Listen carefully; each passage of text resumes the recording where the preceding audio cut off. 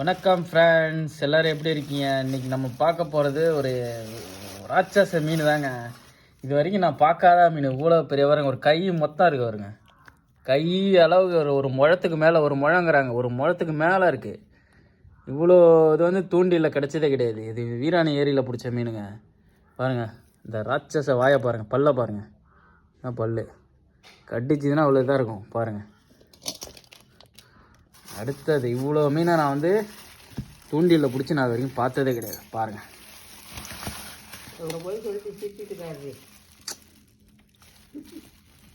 பார்த்துக்கோங்க. கிட்டத்தட்ட ஒரு 2 கிலோவுக்கு மேலே இருக்கும் அப்படின்னு நினைக்கிறேன்.